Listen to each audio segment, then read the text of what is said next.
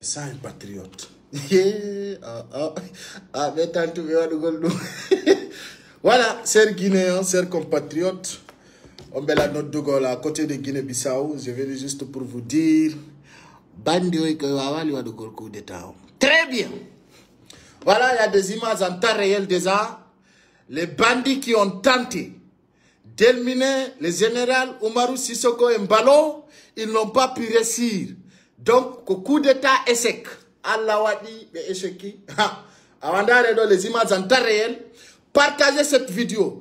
Aujourd'hui, je vois que les peuples de la Guinée, les peuples du monde, les patriotes mondiaux sont tellement inquiétés. On n'a pas pu dans une vidéo. Je vous rappelle, le président Umaru Sissoko Embalo va parler dans 30 minutes. Soyez rassurés, ils n'ont pas pu réussir le coup d'état.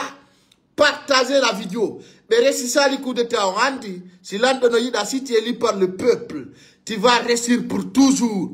Partagez la vidéo. Haré Moussi, Ari, Nangu Golan, Guinée-Bissau, Wawad Monangude. Ni, Abe Holland, Imazanta réel. Partagez la vidéo. Je vais voir des nombres, surtout les gens de Guinée-Bissau.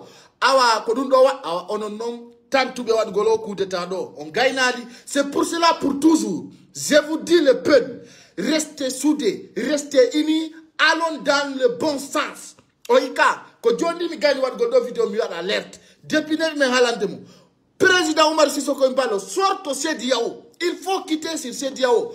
Il mo golu de Bissau. Oigoy, la population yaltali. Donc nous allons expliquer na onkadi ko sabondum sori bebe yaltiri fala wat golo birti. Paï Koussare, il reste meilleur pour toujours sur sa génération. Partagez la vidéo s'il vous plaît. Alhamdulillah Rabbil Alamin. Hari berndi ande mayi, hari mi jodi ke berndi ande hari no wullude. La yidi on est vrai. La yidi mo parce que mo yidi legnol makko, mo yidi pullo, mo yidi réalité ko siga be jokete.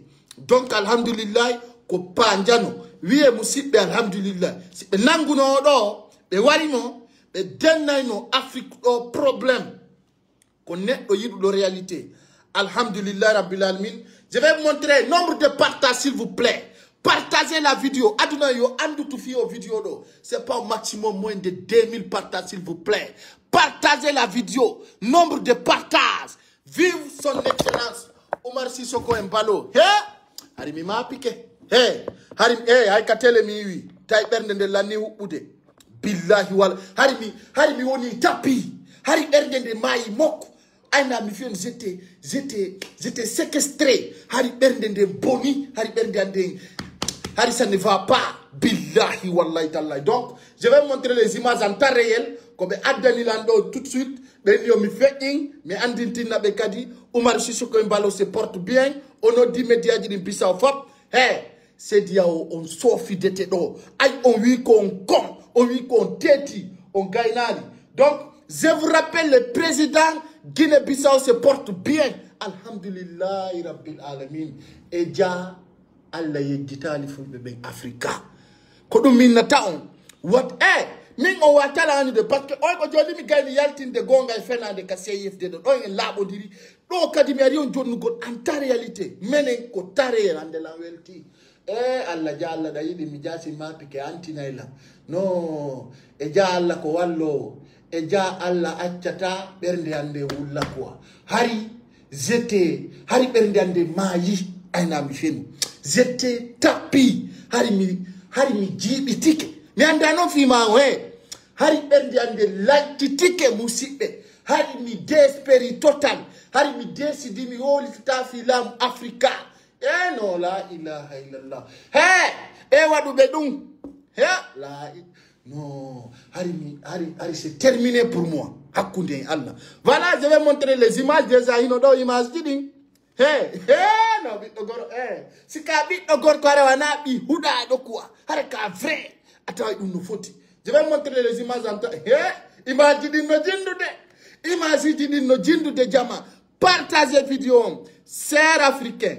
Chers compatriotes, chers monde, les gens qui ont tenté de faire le coup d'état à côté de Guinée-Bissau, ils n'ont pas pu réussir. Parce que je vais vous rappeler, Oumar Sissoko Embalo était élu par la voix du peuple. Il était élu parce que quand on est le moto, qu'on est le patrie, qu'on est le taou, Bissau impose mon kalamu. Ça n'a ni coup de taré ici, que population on jabi. Alhamdulillah. Betanta bedon assassinat wara. Yo Allah ya fobe. Feuna insi jetti time. Hande mi do welti. Je vais montrer cela. Je vais montrer. Et puis kassa longtemps. Là là. Hey. Voilà, regardez les images. Voilà les images en direct en Bissau. Hino. Non. Voilà, les images en direct. Beresisa le coup d'état. Beresisa le coup d'état en Jamahino. Ils n'ont pas réussi le coup d'état. Hey, awa ko dun do no woni biddo gorko. Ko dun do woni biddo gorko quoi. Be aranama, be ronkama peñande. Be aranama, be ronkama hendade.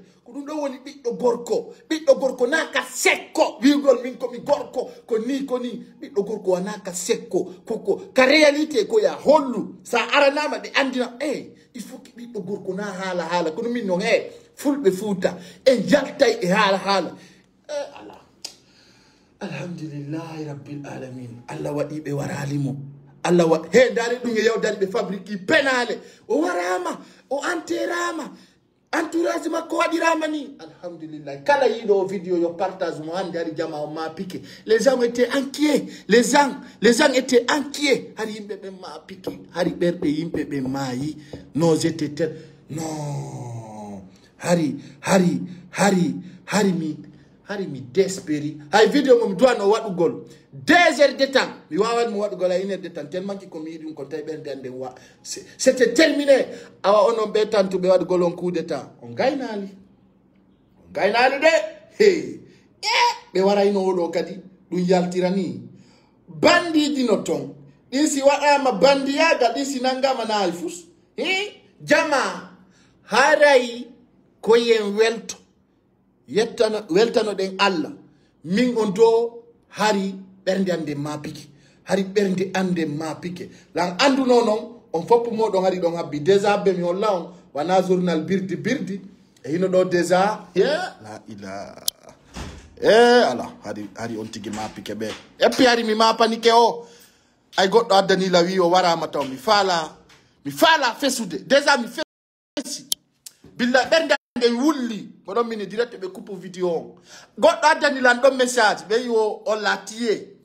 mi andano si tay ko horinde mi daroli esiko kodde tellement que j'étais paniqué billahi wallahi tallahi je l'aime beaucoup on est don welami parce que ko gido leñol neddo no welami wana hunduko o holori neddo no welami parce que c'est un homme en réalité hakkundi Allah ko siga o ni fulbe be ngebali la Guinée do ko siga wara na sekko yagal tu yaltugolo a pato pacha fulbe be sebali siga Umaru la Guinée do ça on va rester comme ça harna wowlu goltum harna joda goti ya min penale ala jinjani tum musi non biddo gorko vraiment a holli Afrika gorko a holli Afrika na sekko a holli Afrika na hunduko tum a holli Afrika na hala holli Afrique an wana ayahante do dimbireni no babe mano mari biddo gorko nene mano mari gorko pisang na sekko yagal ala awa Bissau nehna hakuni alande mi do welti yo dictateur be Afrique préparo de yo dictateur be Afrique yo be préparo de e muncha yon fop mo be sofina yon alhamdulillah. Non, je remercie le bon Dieu. Allah ko lando, Allah ko wawdo, Allah ko puissance. Comme min gagne darata, gagne en yé lando en face on dara parce que moi ndi comme ben mako comme roi.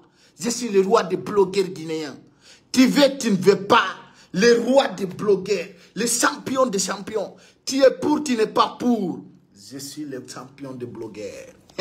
Donc andi go komi ngalata wada halata wakai gonga no jokki hara na birdi hara musibbe aray na ɗuɗɗingol haala haray ko andintongol on yawnoɓe wargol Umaru Sisoko Embalo ɓiɗɗo gorko wonɗo Guinée Bissau lamɗo leydi ndin ɓe wawali resisude awa ono waɗuɓe ɓen ha on kodiri e gorko awa ko ɗo ɓe nata affaire nara ako ɗo ɓe nata y a des affaires dans les affaires ko ɗo ɓe nata Paul c'est pas Paul tol c'est pas tol hey ɗo welti hari mi mapike alhamdulillahi rabbil alamin yaltu wowla ɓiɗɗo gorko meɗen habbima yaltu wowla ko fiɗum e ay neɗɗo siɗo laaɓi ɗo sa holbi si tawi ɗo laaɓi a marsinayi so emin e ɓe jokkayla ha ɓe ronka tawata ko penale min ni o so accali wundugol fi CFD ka pasan ɗo mi yaltanayi on kadi mi laava on ha min na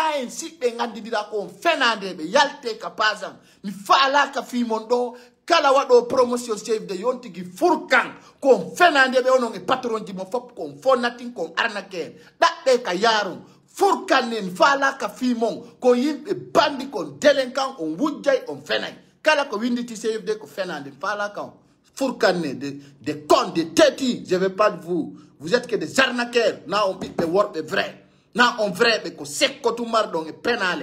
Voilà, il ne doit pas avoir bébé, sinon on va les cafoulbe. Omar Sisoko. Eh Allah, Yahane da tawa marsata. Tawa marsata. Yahana ma tawa nano be mijorinom. Awa jama, jange ko boni, jange defensi, jange ukugol fire. Jange accutugol ñaaki jange mo tindike on tippinano mo kayawi he ta ɓiɗɗo gorko weddito de ɓiɗɗo gorko ta weddito ɓiɗɗo gorko ta accir hoore mum comprimére min mi suuɗora min sa naati e surface ango mi tippinante kayawi na birdi he jama he andirede ko boni no moƴƴi ɓuri angal angirede ɓe wi si tawno ono accitiri ni hoore mum Stano ko birdi o yigo e kayino momo jogi tikkol kum makko kum kawa yata o aduna welafi tagado ta weddito accu alla yide alla walle kono ka jodi do wono ni do accitiri ni hore mo wigol do jonni alla haalaji jani hara ko penale tum birdi tum tapale mi do gorko ngey kasalo wi makko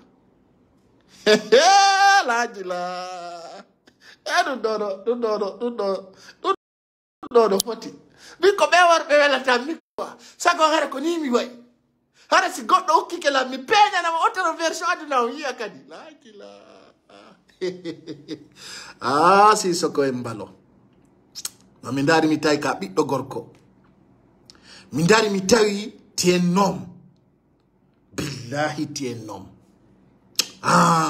je te respecte encore aujourd'hui min sigamani lam préféré jonnugol amikor hay wonki ungankulam wakkili jonnugol ɓiɗɗo gorko siga Umaru Sisoko Embalo parce que ɓe faala kama mille sa holli a faala kalan e huwodiray on yine kala yennuɗo lan ko bemmu yenni kala wiɗo lan ko et puis mi ɗaɓɓitay photo ji ay tun ko faux compte ji les vrais compte qui m'insulte là mi ɗaɓɓay photo ji mo onon e famille mo mi darara ko onon e nene mon e baabe mon kolondirɗon mi adda mi posta on andalan woni min ko min ɓuuri on wasude nedi on anda ka sendi dangereux ji mi postata on figirela ay ko defando ton kon ko ɗum mi muncutata fimo mi o andalan woni min koko huluɗon kon ko ɗon mi tindoto janwo janka aduna hara ko jan woni hakkude men on andalan habbe taw fu habbe ko aroyta kon yeeso min e goɗɗo si mi yimen ukkodiri andu lannali de andu lannali jooɗe non heɗo ɗon on anday y a des hommes y a des pakoti hakkunde Allah na ukkodirama kadi ka Facebook ɗo habbe résultat o yay ko arta kon mi ɗuɗɗintago yaala hakkunde e Allah mi ɗuɗɗinta haala min pas trop de bruit ko action feƴƴata donc hara musidɓe ko artirinmi ɗo ko andintingol on Umaru Sisoko Embalo o waraka haray ɓe yahuno waɗugol mo coup d'état Allah itti ka bawɗe mum ballal waɗi o waraka ministre ɓe buydogi haray hino donc o holli et puis ay o yaltali ka nder palais laaji la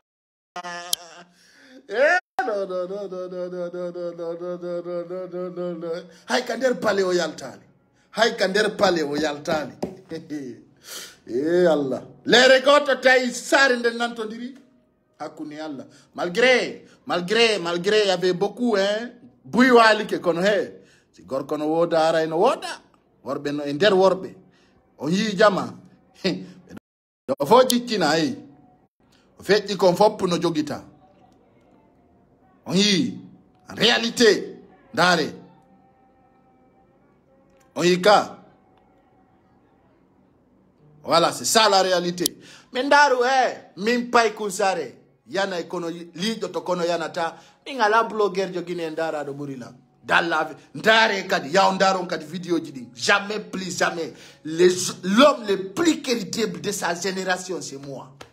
A tourna yaron katawa e batasi ganka de nder la Guinée. Ay télé jidi sousata. Donc voilà. Là où il a changé la visage. Je vais vous montrer. Sans itaouye songo. C'est ça. Donc, nous avons une différence. Pidji d'une fois pour pidji, qu'on en a bourdi. Donc, chers Guinéens, chers compatriotes, ça ne fait que commencer. Bébé, tu n'as pas eu goy.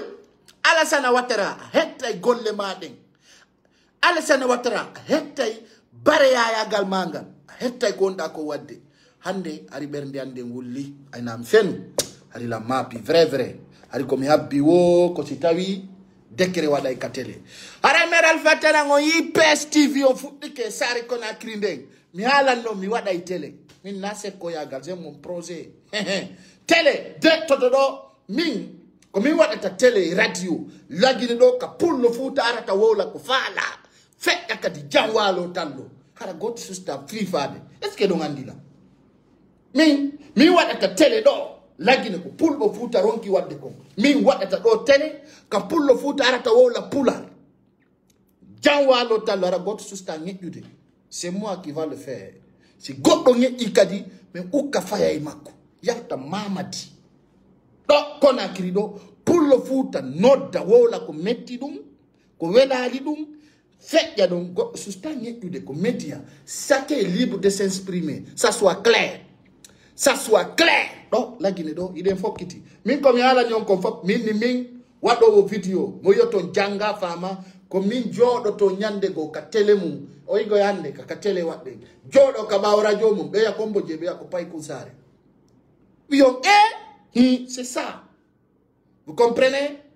On a aussi ndira blogueur et activiste. Ko woni problème mon. On anda ko woni blogueur, on anda ko woni activiste. Ko woni problème mon. On famine mais yeso itay kumpa mina se ko yagal tunde et puis la Guinée si colonel on wadi do ko wela la mihala kati jangwalo tallo ça c'est la voix de Pay Kounsare responsable de ses actes et sa parole mais andini on Oumar Sissoko Embalo ko gorko beaucoup même alhamdulillah rabbil alamin c'est de ko gonga habbe no den do su Guinée Bissau be andintin nay ko fewndi der Bissau ton partage Abe not dendo Bissau direct, partagez donc connexion mondo vite fait. Not dendo Bissau, nanondo kadi direct, harana birdi. Do. Merci beaucoup, tu es béni vraiment. Voilà. Min nami bit do dumbuyade dundongo. Min nami en escorojo. Min dem penale ala nder ton. Mi nyama na colonel Mamadi Doumbouya, mi nyama na hay goto do e leydi la Guinée di personne. Don min won pocha ala si nyamani kadi goddo min nyamani mo min nami on neddo min nami sodi tetedo ko gonga mi jokki min réalité gonga ko kono non andi bene ko me way ko hollu gollom piji din iya no ngore mo partage do nodde Bissau vite fait ben partage mi nodda nay do Bissau e nyanani Bissau do hedo don do Bissau direct na pocha Bissau do mi woni on noddande joni nanon hedo do Bissau direct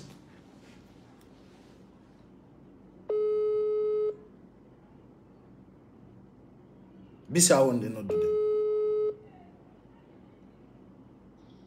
Pay Kounsare na kon non fewndi Bissau ton Pay Kounsare mi wullino do ha gondi lannidi lam kono joni kadi mi moosi seeda kono wulluda mi moosi seeda subhanallah hara koyɗen ɗen fof no maayino hoore karam mi yewtidiri ɗo hannde kono no humpitida ton Oumar wi moye janka Imo e jam tanko fo e bocce ministre de l'intérieur amen mo be monani on kambe fo be jam me woli dido joni biddo ministre de l'intérieur on sunkar si me woli di sunkar joni wo babe makko no jam tout va bien e Umaru no jam be wani natude parce que si be waaw no natude be fonsa e me horo Umaru kono militaire be wonno be ndetonde hande be fami ko e Allah ko politique pour lo ko dum be addani men do kadi bisa ko dum ko dum woni nayo haale dum woni nayo haale kono fusi kono be wawani natude kader pale ka woni to ala ko be wadi mo hay cerni ñu no jang garde rapproché makko purado ande de on cerni ñu bari cerno bari no jang mi ya bisaw nayo ha bisaw kono inno nan karmo ko mamadi winda jabo yo be torano me Allah wota Umaru taw di wan men ko ko no iwata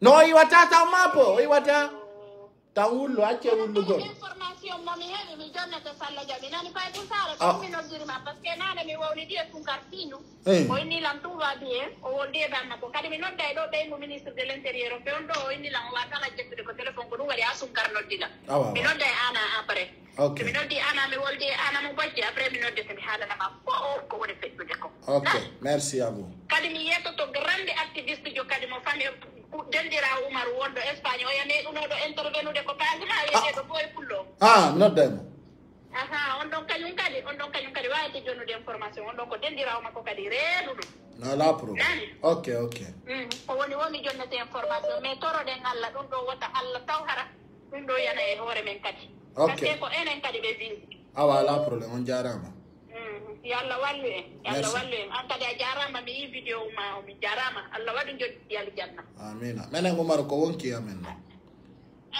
subhanallah Allah kubar kono anda albarka gido an jarama mi yurike ma merci beaucoup jama piiji buyno woodi ko tawata yimɓe no wowlude lam piiji simi yaltini ɗum onon tigi on hulay siseji no woodi donc la ko bisaw ɗo nodduɗen kiɗen andi yimɓe ɓen bisaw kayno sivi en ande men ko ande maɓɓe tawote ko yimɓe yiɗuɓe selludal en hara wonaka birde ok voilà abbe kadi wawi humpodirde Morlay Silla l'enfant de Kania kanko kadi ɗon andi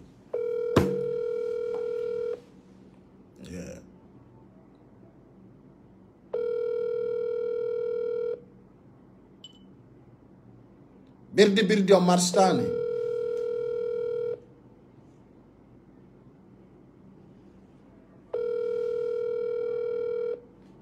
ok o ƴettali o andinini ni buyno mapi fewdo ɗo ni bussino mapi jama sa fankani yimɓe ɓen trop ɓe sorkete ñamaku on accay wonde mi jaabo huɗaɓe ɓen gokkum andi sa deƴƴani fulɓe gono ton ɓe sikka ya huluɓe on faami donc piiji gono ton on accay mi jaabo fi Allah lan andi buye mon no noddude lan jeeja piiji buy no feƴƴude mi hendike vocal ji buy kono woɓɓe no ton on accay mi régulana en ɓe ha ɓe wona ka ligne maɓɓe ɓe feetagoy ɓe testay woni ɓe dara hani siko paygal saare ni donc musidɓe fiita vidéo juutu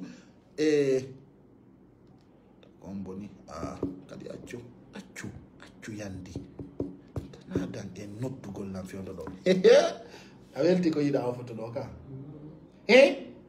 ndaare jama o président Umaru Sissoco en balo na haala na sombere tun ɓiɗɗo gorko hande mi revima yiwgol ya des hommes ya des pakoti hey aray musidɓe ko ɗum hari ɓernde wulli hari ɓernde ande wulli ay nan fenu yiɗi oh je l'aime beaucoup I love you président kala mo mi deguti on tigi yaltu ka pasan min goy ko tere ay min ko mi très simple si fala kama min na yahu si mi fala kama mi wi ay tandara andi si ayida la si tu ne m'aimes pas là si te force pas quitte sur ma page ya ka wela tamatun ko tawonu neddo illettré ma boule quoi c'est pas bon tawoni ayida la afala ka fiyan yalta kan ya ka yidu daton afamine mena goto me wulata goy min mi hala na ondo kadi min goto mi wulata de min kala sikkuɗo miɗo hulimo ko fenande min haylamu mi hulado na no fi simple citoyen kala kadi ando wodi ko huli ko haji mum simi welatama tertola no yiruɗa mi non ta fe no yore an ta daran ha non joni darasi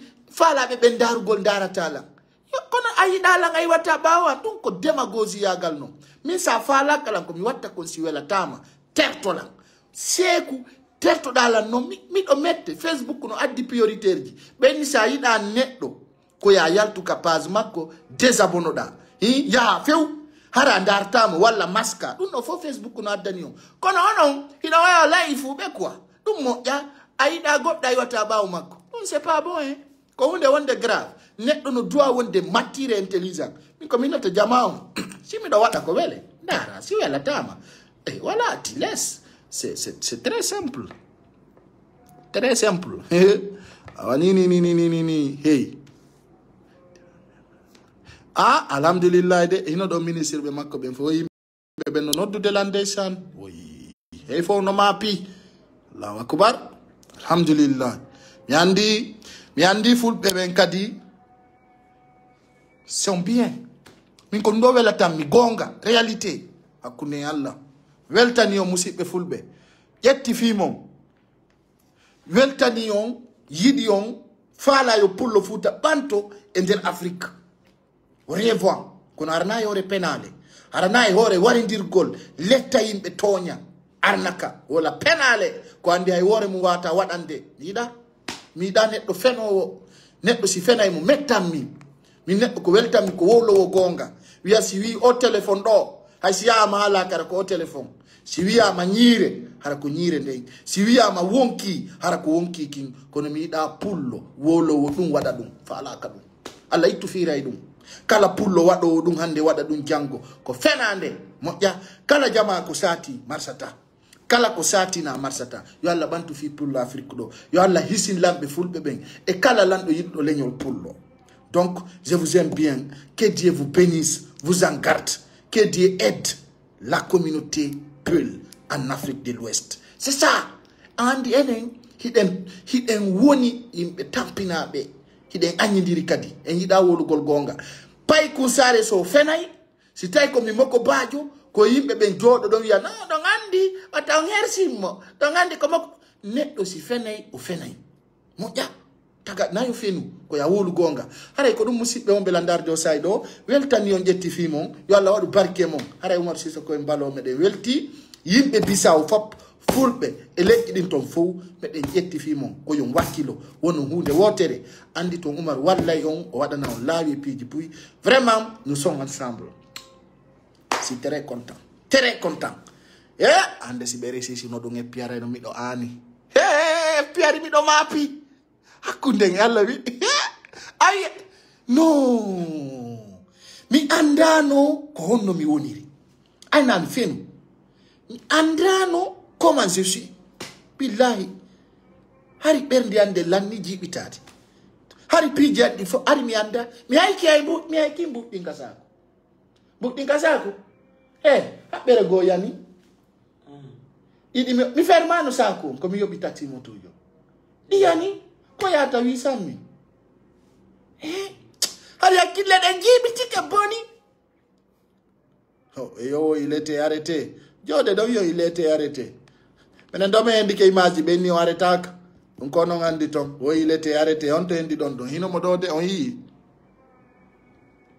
e hino ɗo jode ɗon wi wolon fenande e hino minen ɗo komin hendi kon ko yawti ɗo kon joni o arrêtaka e hino voilà minen koko laaɓi poste min hendi on yii min kadi miɗo yiɗuma Zetem Diallo Ibrahima koye goto e hino ko ɗum faala ɗon ko yo arrêté ko ɗum woni faale mon yimɓe huɗaɓe kon ɗum o bonni on ko fitun ko pullo ko ɗum e yowo illete arrêté arrêton mo mais wiɓe arrêtimo on gengidama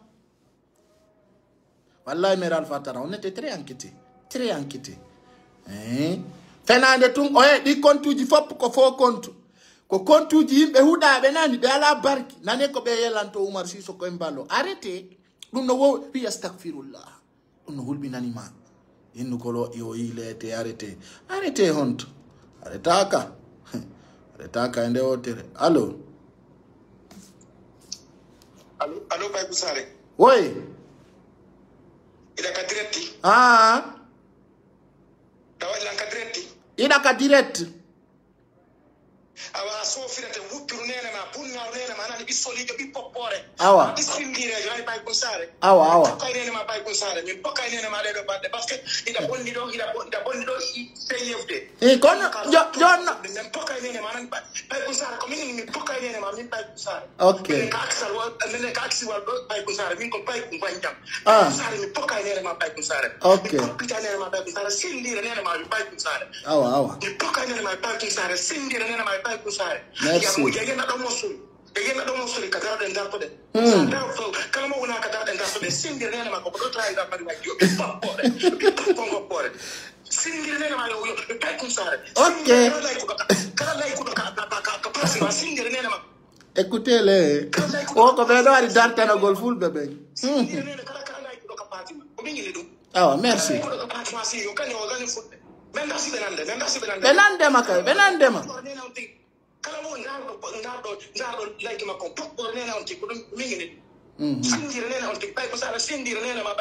Ah, mi no tike ma kono si ka gor ko kadi yaltu ga kwa ara suda. Kono na numero non laksi jogiti da do de ino do e numero ma. Do na numero laksi mi. Jono ngari ga jono ngeta dukini hala. Jono ida lagine do ayi kono ko numero France no dirda do ayda kono akiri do no akiri ni no sonko. Ko beno walla tapullo sigabe.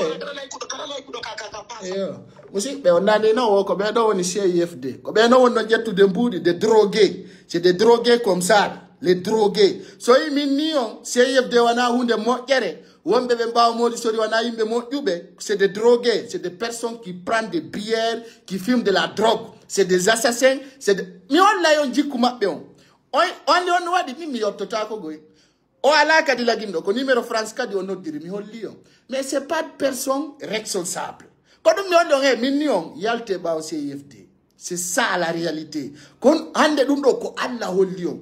Parce que il est mature. Il est tellement mature. On va amener. Donc dundo holli on CIFD ko zéro. Wana yimbe marbe te dungal. Wana yimbe yidube leñol. Netto wonto conscient. Ame conscient. Waya desika di piji do. Ko be no innata on. Innata o walla yon fi CIFD. Écoutez-les. Ko dum million beta wole inde seludale. Dun do ko Allah holli on très simplement. Même mjabuta ko si assez mature. Ononti go yika si depuis ne bi million CFD ko fenande. Fos tapale. Kono dun do holli on ande de pire. Ni pay ko sare ko mature. Lagine do kadi ko dum mi kala holli do CFD yonti gi yaltu. Inna way min ko min nami siga on neddo. Ko no ka nyari terte ta on jabu siga dum kollu golon to min ta fulbe be jettu mbudi mum na day dum e siga be yimbe sina dum haray ko drogué ko jettu do jonnudo mbudi mon ko tawata kadi on ando tafi mo umpitota ko o ine donc c'est ça ko fenande be kadi lamu gundo mi andinaybe ko yimbe fenande be c'est des arnaqueurs do no ngadna fokko dinani no no numéro makko o ko galaxy o woni do no mo jodi France on sikko de ko nagge o noddi vous voyez cela. Donc be do woni on arna kude mbudi siga groupe Amadou Simba en siga groupe Gido Fulbe siga be no jodi e groupe ji no feti la Fulbe no yawo ko Gido be Fulbe no numéro makko do regardez cela hino o ko be CIFD no yurmia ça fait pitié. Ma woni inu de do mi tarayizi o anda no du woniri kono piji din aray piji mi labbina na minni mi danni nay fi CIFD do dum wol taake do lagine do wole taake on est que ka no pimondi. Je vous embrasse, je vous love. Vive la Guinée-Bissau, vive le président Oumar Sissoko, vive la Odi ko kirbi akuni Allah. Ara ko dum musibe pay kunsare reste toujours denimere meilleur. On fa amine. Ara no wonbe wolde ben kadi fi CIFD wana hay lagine do be woni. No yurmi ga. On so fi dama ngalo non kadi ma entum. Bueno. eyno komi haali kolle kadi non taw yennu goɗɗo de taw yennu hay goto jeeji on kala yiɗuɗo lam anduɗo komi watta kon no wela mo ta yennu e goto inde an ta réplique no wodi ko ɓuri hoyre min mi régla e compte maɓɓe on laissez tomber. Je vous aime, je vous love.